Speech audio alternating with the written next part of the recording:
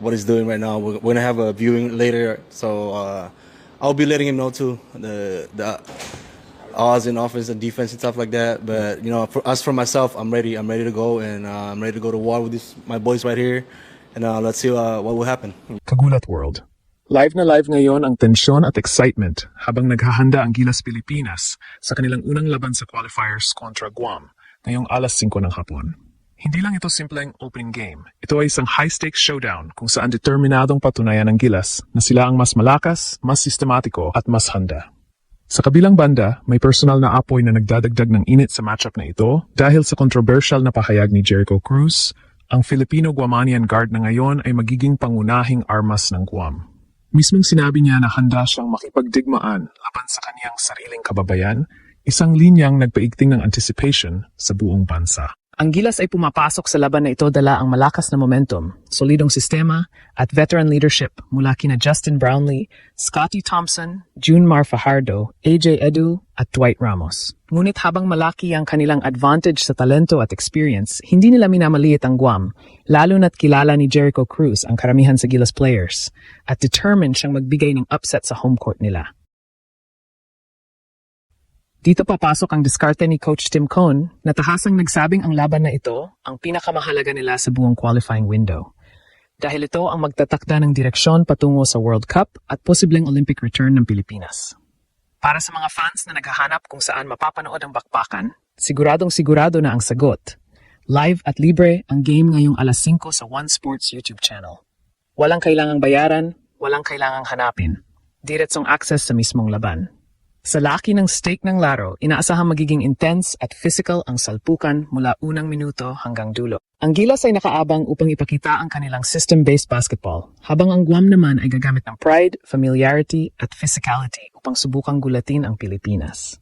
Sa gitna ng emosyon, pressure at rivalry na ito, isang bagay ang siguradong-sigurado. Ito ay magiging makasaysayang opening game.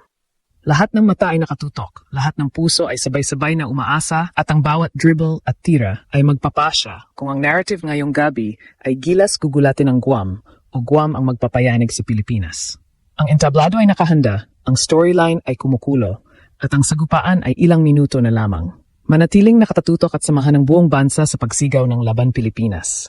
Ngayong magsisimula ang kanilang kampanyang muling makabalik sa rurok ng international basketball. Game day na at ramdam na ang kabog ng puso ng sambayanang Pilipino habang naghahanda ang Gilas Pilipinas para harapin ang Guam sa kanilang unang laro sa qualifiers.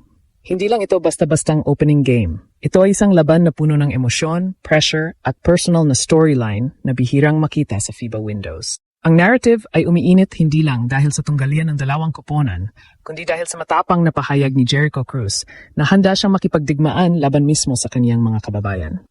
Sa isang interview, sinabi niyang kilalang-kilala niya ang Gilas players dahil dati niya itong nakasama sa PBA at national pool. Ngayon, dala niya ang bandera ng Guam at pangako niyang gagamitin ang lahat ng alam niya para subukang pabagsakin ang Pilipinas sa kanilang home court. Dito papasok ang malaking bigat ng laro. Hindi maaring maging kampante ang Gilas kahit mas talento, mas experience at mas solid ang sistema nila. Ang familiarity ni Cruz sa Gilas ay isang psychological edge na maaring gamitin ng Guam. Kaya naman, ang buong coaching staff ni Tim Cone ay naglaan ng oras para pag-aralan ang tendencies ng Guam at tiyaking hindi sila ma-outwork o masisindak sa physicality at emotional pressure na dadalhin ng kalaban. Sa ilalim ng sistema ni Cone, ang Gilas ay hindi lang asa sa individual brilliance. Gagamit sila ng triangle principles, defensive discipline, at non-stop communication upang kontrolin ang tempo mula simula hanggang dulo. Kasabay nito, malaki ang expectations mula sa veteran core ng Pilipinas. Si Justin Brownlee ay aasahang maging anchor ng offense at ang steady presence sa crucial possessions. Si Scotty Thompson naman ay magiging utak ng depensa, gagamit ng kanyang hustle at instincts para guluhin ang backcourt ng Guam. Si Junmar Fajardo at AJ Edu ang magiging poste sa ilalim, ready sagupain ang physical bigs ng Guam at siguraduhing mauna sila sa rebounding at interior defense. Ang kanilang chemistry, mula PBA hanggang international tournaments, ay advantage na hindi kayang tapatan ng kalaban.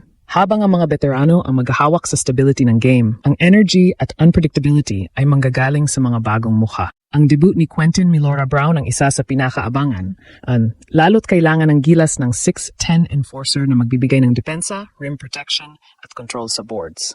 Kung mag-step up siya, malaking ginhawa ito para kay Fajardo sa rotation. Samantala, ang presence ni RJ Abarientos ay magbibigay ng range at pilis na maaaring mag-break ng zone defense ng Guam kung sakaling subukan itong gamitin. Sa gitna ng lahat ng ito, ang mga Filipino fans ay sabik na makita ang lahat ng aksyon. Nangangailangan lamang ng isang click upang mapanood ang laban ng libre sa One Sports YouTube channel ngayong alas 5 ng hapon.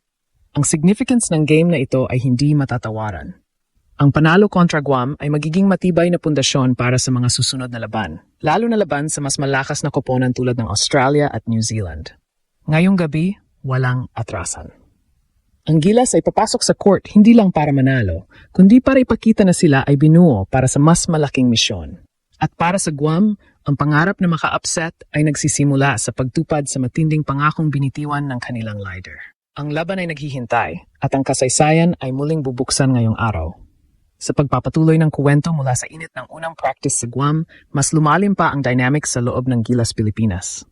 Ang magandang energy na napansin sa Day 1 ay hindi pala simpleng honeymoon vibes lamang, kundi indikasyon ng isang kulturang naitatayo. Isa-isang lumalabas ang mga small details na nagpapakita kung bakit nag-enjoy ang players kahit pagod sa biyahe. Walang superstar mentality, walang nagmamagaling, at lahat ay sumusunod sa sistema. Ito ang pinakamalaking panalo ng Day 1. Chemistry na hindi minamadali, pero natural na lumalabas dahil sa kombinasyon ng veterans, young guns, at bagong leaders. Dito na rin naging mas malinaw ang direksyon ng coaching staff.